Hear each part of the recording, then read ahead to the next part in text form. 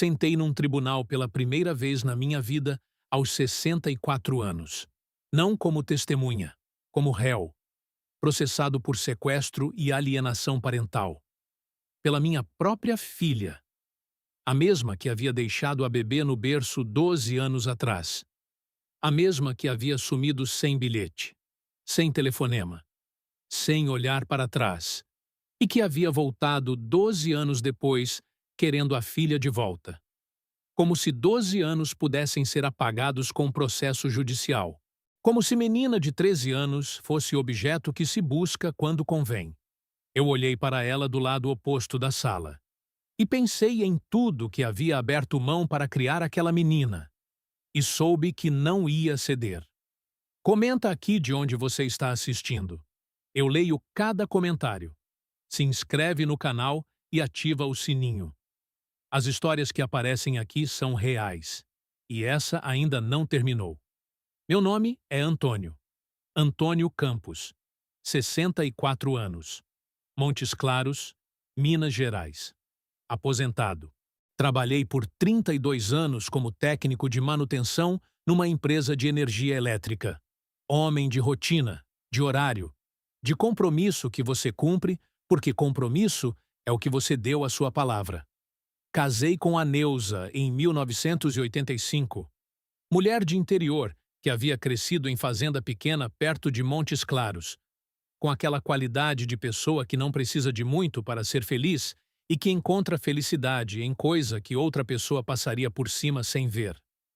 Tivemos 2 filhos, Camila, que hoje tem 36 anos, e Rodrigo, que tem 33. A Neuza faleceu há 12 anos.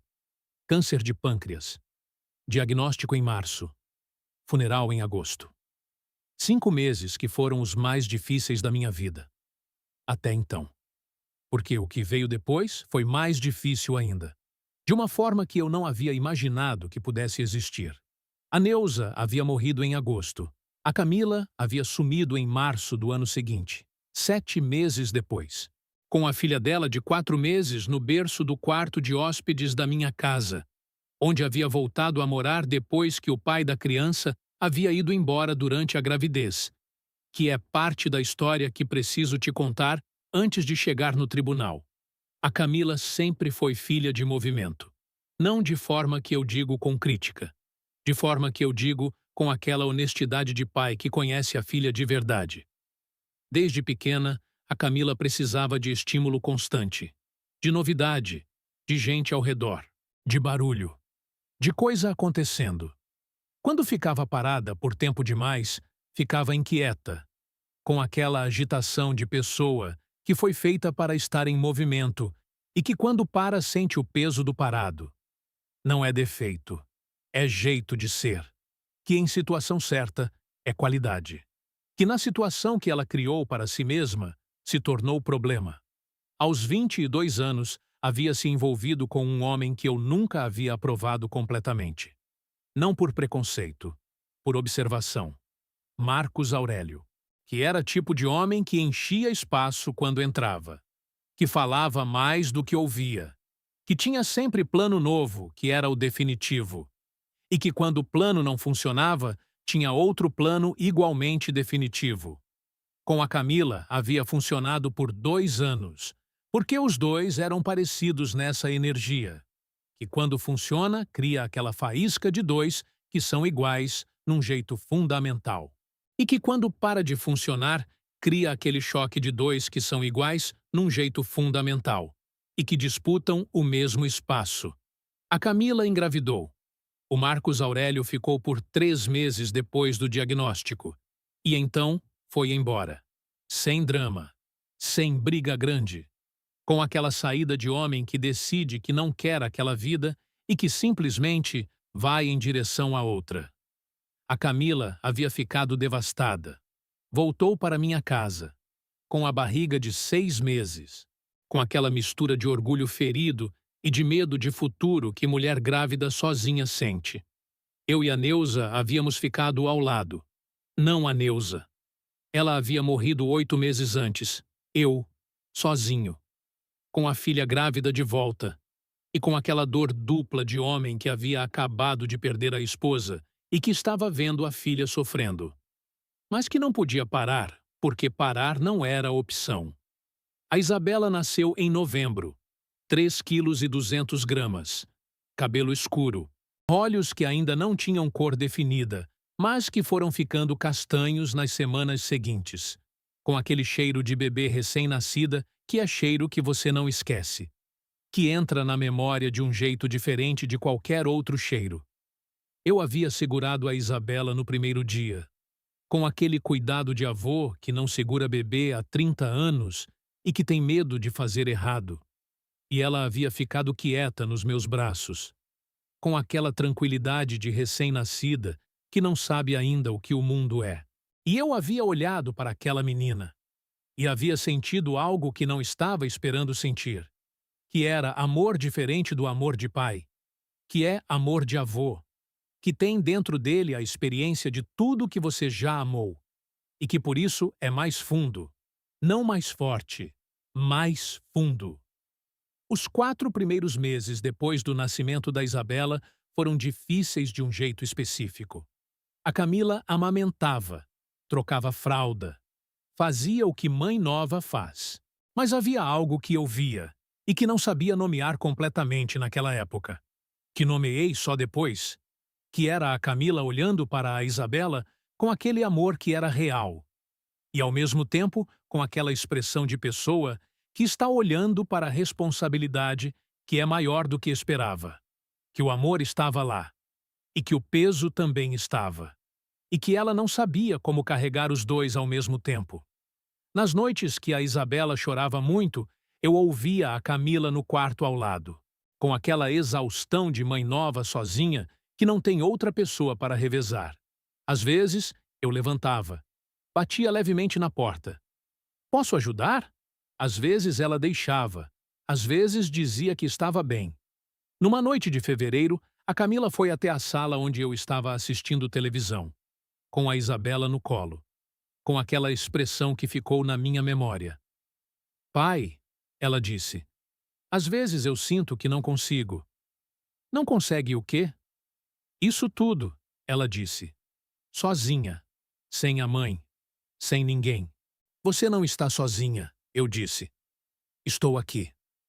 Ela ficou me olhando. Você não vai estar sempre aqui, ela disse. Aquela frase, que eu havia interpretado como angústia de filha que havia perdido a mãe recentemente, que havia interpretado como medo de perda que filha enlutada sente, mas que tinha outro significado, que só entendi em março. Na manhã de 23 de março, acordei com choro, não de adulto, de bebê. Fui até o quarto de hóspedes onde a Camila e a Isabela dormiam. Abri a porta. A Isabela estava no berço, chorando, com aquele choro de bebê com fome que é diferente de choro de dor. A Camila não estava. Chamei. Não respondeu. Fui ao banheiro. Vazio. Fui à sala. Vazio. Fui à cozinha. Vazio. O carro dela não estava na garagem. A bolsa dela não estava no cabide. As roupas dela não estavam no armário. Não todas. As principais haviam ido, com aquela seleção de quem estava planejando ir. Não de quem saiu para a compra rápida. A Isabela estava chorando no berço, com 4 meses. E a mãe não estava. Peguei a Isabela no colo, com aquela mistura de desespero e de calma que situação de emergência às vezes produz, que você não entende enquanto está dentro dela, que você entende só depois quando para e que pensa no que fez. Fiz fórmula. Havia lata de fórmula no armário da cozinha, que a Camila havia comprado para complementar a amamentação nas noites mais difíceis. Alimentei a Isabela. Ela parou de chorar. E eu fiquei ali, na cozinha da minha casa, com minha neta de 4 meses no colo e com minha filha que havia ido embora durante a noite. Liguei para o celular da Camila. Chamou, chamou, chamou. Caixa de mensagem. Mandei mensagem. Sem resposta. Liguei de novo. Caixa de mensagem. Fiquei na cozinha por um tempo, com a Isabela que havia voltado a dormir depois de comer, com o silêncio da casa ao redor e com aquela sensação de homem que está no meio de algo que não tem nome ainda. Dias se passaram, sem notícia da Camila. Liguei para amigos dela que eu conhecia. Alguns não sabiam, alguns sabiam, mas não disseram, com aquela lealdade de amigo que protege mesmo quando proteção é cumplicidade. Liguei para o Rodrigo, meu filho mais novo, que morava em Belo Horizonte. Rodrigo, a Camila foi embora. Deixou a Isabela. Silêncio longo. Foi embora para onde? Não sei, eu disse. Não está atendendo. Não respondeu mensagem. Pai. Rodrigo, estou bem, eu disse. A Isabela está bem. Mas preciso que você saiba. Vou aí, ele disse. Não precisa, eu disse. Fica em BH. Estou conseguindo. Pai, você tem 62 anos e está sozinho com um bebê de 4 meses. Estou conseguindo, eu disse. Se precisar, eu falo. Ele ficou em silêncio. Me liga todo dia, ele disse. Ligo, eu disse. Desliguei e fui trocar fralda da Isabela, que era o que precisava ser feito. Na segunda semana fui ao cartório. Não sabia exatamente o que precisava fazer. Sabia que precisava de algum amparo legal para cuidar da Isabela de forma que as pessoas ao redor reconhecessem. Médico, escola futuramente, farmácia. Cada situação que exigia responsável que eu não era oficialmente ainda. A atendente do cartório me explicou. Termo de guarda provisória, que eu podia solicitar como avô materno em situação de abandono pela mãe. Com boletim de ocorrência de desaparecimento da Camila como documentação de base. Registrei o boletim, que foi o momento mais estranho. Registrar desaparecimento de filha que não havia desaparecido, que havia ido embora por escolha, mas que para o sistema era a mesma coisa. Pessoa que sumiu sem deixar paradeiro. Obtive a guarda provisória e comecei a criar a Isabela. Não vou te contar cada dia dos 12 anos que se seguiram, porque 12 anos não cabem em roteiro. Mas vou te contar o que foi importante. O primeiro ano foi o mais difícil. Não por falta de amor pela Isabela. Amor nunca faltou. Por exaustão de homem de 62 anos que havia acabado de perder a esposa e que estava criando o bebê sozinho. Que são duas coisas pesadas, cada uma sozinha. Juntas, são peso que você carrega porque não tem alternativa. Mas que você sente. No corpo. No sono que nunca é suficiente. No cansaço que acumula sem ter onde colocar. Aprendi a trocar fralda com aquela eficiência de pai que fez isso 30 anos atrás, mas que havia esquecido a técnica. Aprendi as fórmulas. Os horários. Os sinais de febre, de cólica, de cada coisa que bebê comunica pelo choro que tem código próprio. Aprendi de novo. Com paciência de avô que não tem a pressa de pai jovem, que tem o tempo mais curto por fora, mas que sabe melhor aproveitá-lo. O Rodrigo vinha uma vez por mês, com aquela dedicação de irmão que estava tentando compensar a ausência da irmã, sem dizer isso explicitamente. Ficava o fim de semana. Ajudava com a Isabela. Me dava descanso que eu precisava e que não pedia, que ele via que eu precisava e que oferecia sem perguntar se queria, que é o tipo de ajuda que vale mais. A Isabela cresceu com aquela velocidade que criança pequena cresce, que você olha e que parece que foi ontem que era bebê, e que amanhã já está andando, e depois falando, e depois fazendo pergunta que você não sabe responder. Com 3 anos, ela havia começado a falar com aquela fluência de criança que aprendeu a se comunicar em ambiente de adulto, que aprende vocabulário que criança da mesma idade não tem, porque passa o dia com adulto que fala de forma diferente de criança. Com 4 anos, ela havia perguntado pela primeira vez. Estávamos na cozinha, eu fazendo almoço, ela sentada no banquinho que havia comprado para ela ficar do meu lado enquanto eu cozinhava, com aquela presença de criança que não quer ficar longe do adulto que é referência. Vovô.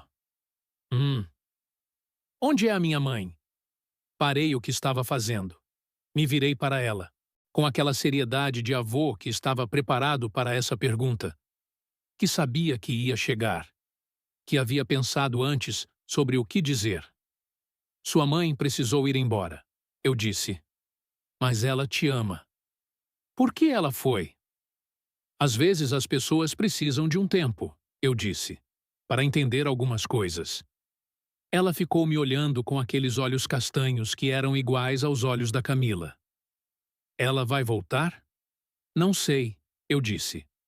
Mas enquanto ela não volta, eu estou aqui.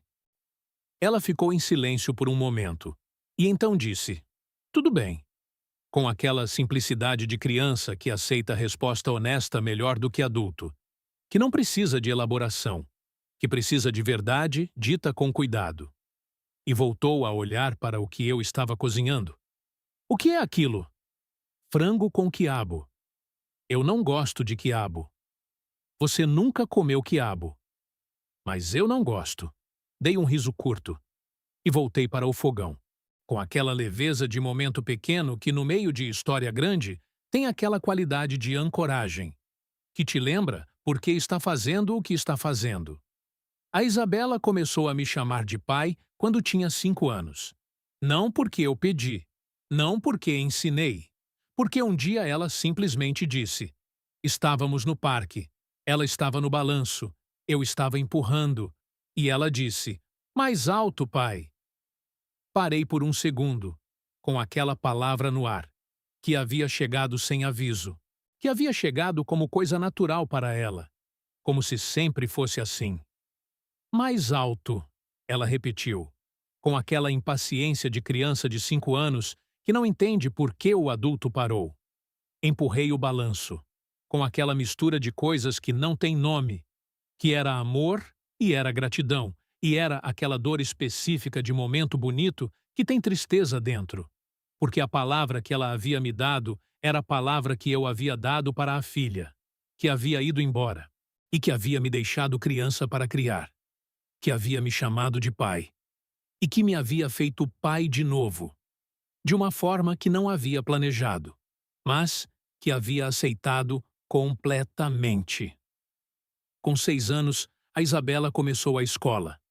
Aquela primeira vez no portão que todo avô que cria neto conhece, que é diferente de primeira vez no portão quando você é pai jovem. Porque quando você é pai jovem, você ainda não sabe completamente o que está vendo. Quando você é avô que criou, você sabe. Sabe cada etapa que vem depois daquela porta. E a saudade que cada etapa vai deixar. Fiquei no portão por mais tempo do que precisava. A professora me chamou de pai na primeira reunião. O pai da Isabela está presente?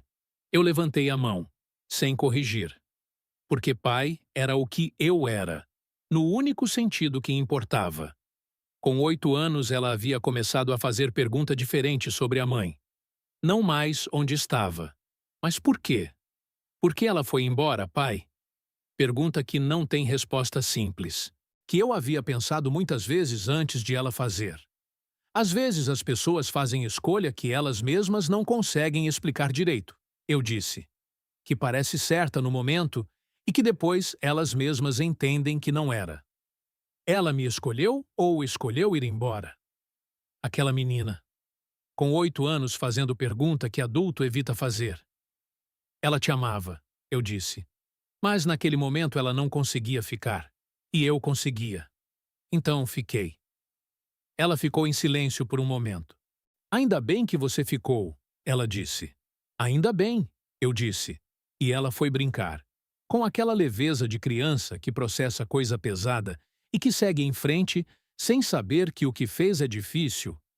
Com 10 anos, a Isabela havia me dado o primeiro susto de saúde que criança dá em avô.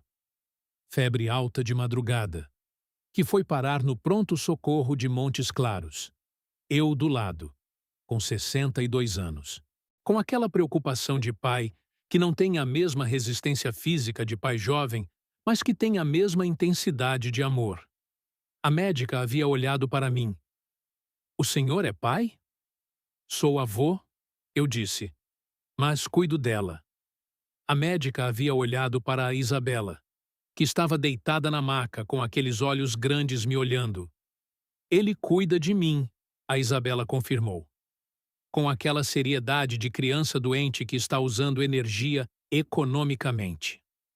A médica havia sorrido e havia cuidado da Isabela, que havia ficado boa em 2 dias, que havia voltado a perguntar sobre quiabo no terceiro dia, que continuava não gostando mesmo sem ter comido. Com 12 anos, a Isabela havia se tornado aquela mistura de criança e de quase adolescente que é fase específica, que você vê a criança saindo e o adolescente chegando, com aquela velocidade que essa transição tem, que não espera você se preparar. Estava na 7ª série, com um grupo de amigos que eu conhecia pelo nome, com aquelas preferências específicas de pré-adolescente que são muito importantes para ela e que para mim às vezes eram difíceis de acompanhar. Música que eu não conhecia, série que ela assistia com fone de ouvido porque eu não aguentava o volume. Aquele cabelo que ela queria tingir de uma cor que eu havia dito que não e que ela havia negociado para outra cor que eu havia eventualmente concordado. Vida normal de menina de 12 anos. Com avô de 64 que estava aprendendo o que era ter criança dessa idade ao lado. De novo, 30 anos depois. Naquele sábado, a campainha tocou. Eu estava na cozinha. A Isabela estava no quarto. Fui abrir e encontrei a Camila do outro lado da porta. 12 anos. Que é tempo que muda a pessoa. A Camila estava diferente por fora. Mais velha, naturalmente. Com aquela qualidade de mulher que viveu coisas que deixam marca. Com roupa arrumada. Cabelo cuidado. Aquele sorriso que eu havia reconhecido desde pequena. Que era o sorriso dela de quando queria alguma coisa e que sabia que ia ter dificuldade de conseguir. Fiquei parado na porta. Por um tempo que não soube medir. Com 12 anos entre nós. Pai, ela disse. Camila. Posso entrar? Fiquei em silêncio por um momento. Me afastei da porta. Ela entrou. Olhou ao redor. Para a casa que havia crescido, que estava diferente de alguns jeitos e igual de outros. Você está bem? Ela disse. Estou, eu disse. Você? Estou, ela disse, com aquela voz que estava tentando ser natural e que não estava conseguindo completamente. Pai, eu precisava vir. Por que agora? Eu disse. Não com raiva, com aquela objetividade de homem que está fazendo pergunta que precisa ser feita. Porque faz 12 anos, ela disse. E por que eu quero ver a Isabela? Ver ou buscar? Ela ficou em silêncio. Buscar, ela disse, com aquela honestidade que eu não havia esperado. Quero levar ela comigo. Recomeçar. Estou em situação diferente agora. Tenho trabalho. Tenho casa. Fiquei olhando para ela, com 12 anos de criar a filha dela entre nós. De madrugada, com febre. De primeira vez na escola. De perguntas sobre quiabo. De pai que ela havia me chamado no balanço do parque. A Isabela está no quarto, eu disse. Você vai ter que conversar com ela. A Camila ficou me olhando. Você não vai decidir? Ela tem 12 anos, eu disse. Ela decide. Chamei a Isabela, que desceu do quarto com aquela desconfiança de pré-adolescente para a visita não anunciada. E então viu a Camila. Ficou parada no último degrau da escada, com aquela imobilidade de pessoa que está vendo algo que reconhece de foto. Porque eu havia mostrado fotos da Camila para a Isabela ao longo dos anos, com aquela honestidade que havia decidido manter. De não apagar a mãe da história, mesmo quando a mãe havia apagado a filha da própria história por 12 anos. A Camila olhou para a filha, com aquela expressão de mulher que está vendo 12 anos numa imagem. Isabela, ela disse. A Isabela não respondeu imediatamente. Ficou olhando, com aqueles olhos castanhos que eram os olhos da Camila. Você é minha mãe, ela disse. Não pergunta. Constatação. Sou, a Camila disse. A Isabela desceu o último degrau. Ficou a 2 metros da Camila, com aquela avaliação de criança que ainda não aprendeu a esconder o que está sentindo. Por que você veio? Para te ver, a Camila disse. E para conversar. Sobre o quê? A Camila ficou em silêncio por um momento. Sobre você vir morar comigo, ela disse. A Isabela ficou parada e então olhou para mim, com aquela expressão que eu não havia visto antes nela, que tinha dentro dela medo e raiva e confusão e aquela pergunta silenciosa de criança que está olhando para adulto de referência, esperando âncora. Isabela, eu disse, você não precisa decidir agora. Você pode conversar com ela, conhecer ela, e depois, decide. Ela ficou me olhando por um momento, e então olhou para a Camila. Eu não quero ir, ela disse, com aquela clareza de menina de 12 anos que sabe o que quer. A Camila ficou imóvel. Isabela? Eu não quero, ela repetiu. Minha vida é aqui. A Camila ficou por 2 horas naquela tarde, tentando conversar com a Isabela, que ouvia, que respondia com aquela educação que eu havia ensinado, mas que havia dito o que havia dito, e que não mudou. A Camila foi embora naquela tarde com aquela expressão de mulher que havia chegado com plano e que estava saindo sem plano. Me ligou 3 dias depois. Pai, preciso que você convença ela. Não é minha função convencer ela de nada, eu disse. Ela disse o que quer. Você vai ter que construir relação com ela antes de pedir que ela mude de vida. Você está me impedindo, ela disse, com aquela voz que estava mudando de tom. Não estou impedindo nada, eu disse. Estou respeitando o que ela disse. Ela tem 12 anos. Não é ela que decide. Juiz vai escutar ela, eu disse. Pode ter certeza disso. Silêncio. Você está me ameaçando com o juiz? Não, eu disse. Estou te dizendo o que vai acontecer se isso for para juiz. Que eu imagino que você já está pensando. Ela ficou em silêncio e desligou. 3 semanas depois recebi a citação. Alienação parental. Sequestro familiar. Impedimento de convivência entre mãe e filha. Eram os termos da ação que a Camila havia entrado com o advogado que havia encontrado em Belo Horizonte, onde havia ido morar nos últimos anos, onde havia construído vida nova, com emprego, com apartamento, com aquela estabilidade que havia chegado 12 anos depois de ter deixado o bebê no berço. Li a petição inicial com o Dr. Saulo Mendonça, advogado de família que o Rodrigo havia indicado, que havia cuidado de casos parecidos, com aquela experiência de quem sabe que família em tribunal é situação específica que exige cuidado específico. A acusação de alienação parental é grave, o Dr. Saulo disse, mas temos elementos sólidos de defesa. Quais? Primeiro, você não impediu contato, ela sumiu. Não havia contato para impedir. Tenho o boletim de ocorrência de quando ela foi embora. Eu disse. Exatamente, ele disse. Segundo, a guarda foi obtida legalmente, com documentação, com processo formal. Não houve sequestro. Houve abandono seguido de guarda legal. Terceiro, a Isabela, ele disse. Ela tem 12 anos. Em processo de guarda, o juiz ouve criança a partir dos 12 anos com peso significativo. O que ela disser vai importar muito. Ela já disse que não quer ir. Eu disse. Para o juiz, ela vai precisar dizer de novo. Ele disse. Em ambiente específico, com assistente social presente, com aquela formalidade que é diferente de conversa em sala de estar. Ela vai conseguir, eu disse. Você tem certeza? Conheço essa menina há 12 anos, eu disse. Ela sabe o que quer e sabe dizer. O Dr. Saulo ficou me olhando por um momento. Tudo bem, ele disse. Vamos construir a defesa. Contar para a Isabela sobre o processo foi a conversa mais difícil que tive com ela. Não porque ela ficou destruída, porque ela ficou séria de um jeito que, menina de 12 anos, não devia precisar ficar séria. Sentamos na sala, eu com o café, ela com o suco de laranja que bebia todo dia.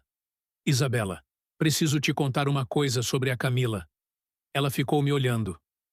Ela entrou com processo, eu disse, pedindo para que você vá morar com ela. Silêncio. E o que acontece comigo? Ela disse.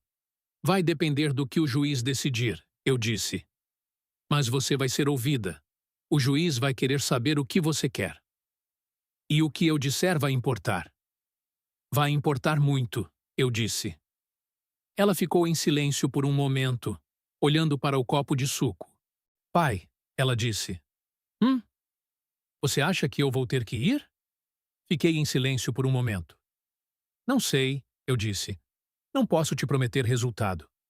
Mas posso te prometer que vou lutar, com tudo o que tenho. Ela ficou me olhando, e então disse, eu também vou. Com aquela firmeza de menina de 12 anos que havia decidido. O processo durou 8 meses, com audiências, com relatório de assistente social, com depoimentos, com aquela burocracia de sistema judicial que move em ritmo próprio, que não respeita a urgência de quem está dentro.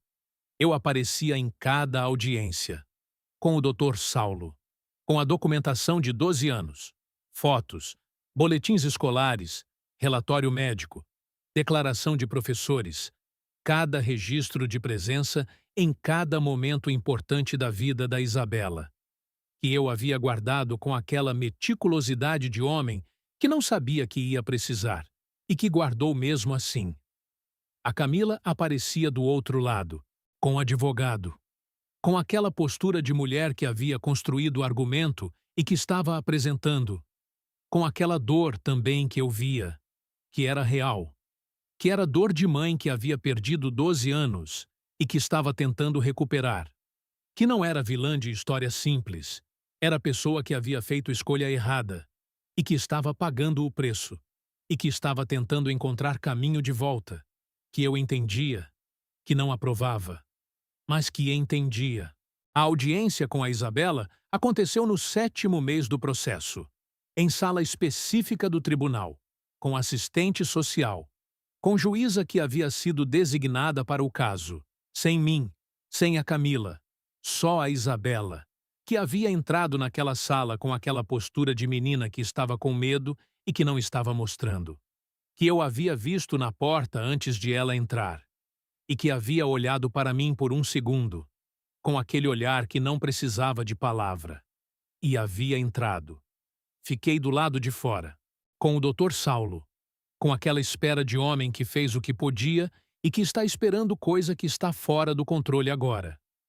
A Camila estava do outro lado do corredor, com o advogado dela. Não nos olhamos. Não havia o que dizer no corredor de tribunal. A audiência durou 40 minutos, que foram os 40 minutos mais longos da minha vida. Quando a porta abriu e a Isabela saiu. Ela me olhou, com aquela expressão que eu não conseguia ler completamente, que era a mistura de coisa que ela havia carregado dentro daquela sala e que estava processando agora do lado de fora. Você está bem? Eu disse. Estou, ela disse. Como foi?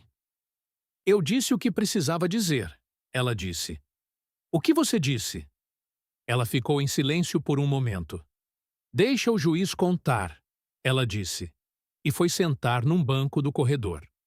Com aquela maturidade de menina de 12 anos, que havia passado por coisa que não era para a idade dela, e que havia passado de pé. A sentença foi lida 2 semanas depois, com todos presentes. Eu, a Camila, os advogados. A juíza havia considerado todos os elementos. O abandono documentado, a guarda legal obtida regularmente, os 12 anos de criação comprovados em cada documento que o Dr. Saulo havia apresentado, a ausência de qualquer ato de alienação parental por parte do avô, e o depoimento da Isabela, que a juíza havia considerado com peso significativo. Antes de ler a decisão final, ela havia dito: vou citar parte do depoimento da menor, que foi determinante para esta decisão. E leu. A voz da juíza lendo as palavras da Isabela naquele tribunal, que eu ouvi com aquela contenção de homem que está segurando emoção porque está em lugar público. A Isabela havia dito para a assistente social: "Eu sei que ela é minha mãe, e eu não tenho raiva dela. Eu entendo que ela foi embora porque ela não conseguia ficar, mas eu também não consigo ir. Porque minha vida está onde eu estou. Meu pai está lá. Minha escola está lá. Meus amigos estão lá. Eu não quero ir. Não porque eu odeio ela, mas porque eu já tenho família. E família não é só sangue. É quem fica. Família não é só sangue. É quem fica." Com 12 anos, aquela menina que havia entrado naquela sala com medo e que havia dito aquilo, com aquela clareza de pessoa que sabe o que sente e que encontrou palavra para dizer. A juíza havia decretado manutenção da guarda com o avô, com regime de visitas estabelecido para a mãe, que havia começado com uma visita por mês, com possibilidade de ampliação conforme a relação fosse sendo construída. No corredor, depois da sentença, a Camila parou do meu lado. O advogado dela havia saído. Estávamos eu e ela no corredor, como havíamos estado naquela cozinha 12 anos atrás, quando ela havia dito que às vezes não conseguia. "Pai", ela disse. "Camila." "Eu errei", ela disse, com aquela voz que havia ouvido ao longo dos anos em momentos que ela havia reconhecido o erro. "Em tudo, desde o começo." "Eu sei", eu disse. "Não era para ser assim", ela disse. "Não era", eu disse. "Você vai me deixar ver ela?" "A juíza estabeleceu visitas", eu disse. "Eu vou respeitar. E não vou colocar nada contra você na cabeça dela. Nunca coloquei." Ela ficou me olhando. "Eu sei", ela disse. "O depoimento dela mostrou isso, que você nunca falou mal de mim. Ela precisava ter a própria visão de você", eu disse. "Não a minha." Ela ficou em silêncio, com aquela expressão de mulher que está processando coisa que vai demorar para processar completamente. "Obrigado", ela disse, "por ter ficado." Não respondi. Não porque não tinha o que dizer, porque a resposta que eu tinha era grande demais para corredor de tribunal. Que era: eu fiquei porque era o que precisava ser feito, e porque aquela menina merecia alguém que ficasse, e porque ficar foi a melhor coisa que fiz na vida, depois de ter criado a Camila, que havia ido embora, e que havia me deixado a chance de fazer de novo, de forma diferente, com a filha da filha, que me havia chamado de pai no balanço do parque, e que havia dito num tribunal que família é quem fica. Hoje a Isabela tem 13 anos, está na 8ª série. Continua não gostando de quiabo mesmo sem ter comido. Tem grupo de amigos que eu conheço pelo nome e pelos pais. Tem aquela música que eu não entendo, mas que ela explica com aquela paciência de adolescente para a avó que está tentando. E tem a Camila, que aparece uma vez por mês, com aquela cautela de pessoa que está construindo coisa do zero, que sabe que não pode apressar, que cada visita é tijolo, e que muro não se levanta sem tijolo. A Isabela recebe a Camila com aquela educação que tem por dentro algo que ainda está se formando, que não é amor de filha estabelecido, é possibilidade, que pode virar amor, se o tempo e o cuidado fizerem o trabalho. Não forço, não incentivo demais, não afasto. Fico do lado, como sempre fiquei. Penso nessa história com frequência, com aquela mistura que coisa grande deixa, que tem dentro ela coisas que não se separam facilmente. Amor pela Isabela, que é o amor mais completo que senti na vida. Dor pela Camila, que é dor de pai que perdeu filha de uma forma que não tem nome específico, que não morreu, que foi embora e que voltou diferente, e que está tentando encontrar lugar de volta, e aquela estranha gratidão de homem que aos 62 anos achava que a vida havia encolhido, que havia perdido a esposa, que estava aprendendo a viver sozinho e que acordou com choro de bebê no quarto ao lado, e que havia entendido que a vida não havia encolhido, havia mudado de forma, e que a nova forma era aquela menina, que me chamou de pai num balanço de parque, e que disse num tribunal que família é quem fica. Penso no que disse para a Isabela quando ela tinha 4 anos, que enquanto a mãe não voltava, eu estava lá. 12 anos depois, a mãe voltou. E eu ainda estava lá. Não porque a mãe não havia voltado, porque a Isabela havia dito que queria que eu estivesse. E quando o filho diz que quer que você esteja, você fica. Simples assim. Mesmo quando tem 64 anos, mesmo quando o corpo cansa de um jeito que não cansava aos 30, mesmo quando o processo judicial te coloca como réu pelo amor que você deu, você fica. Porque ficar é o que pai faz. Seja pai de sangue, seja pai de escolha, seja avô que virou pai porque era o que precisava ser feito e porque aquela menina merecia. Me conta nos comentários de onde você está assistindo. E me conta se você viveu algo parecido, como avô ou avó que criou neto, como pessoa que ficou quando outros foram embora, como alguém que foi réu pelo amor que deu. Eu leio tudo, sempre.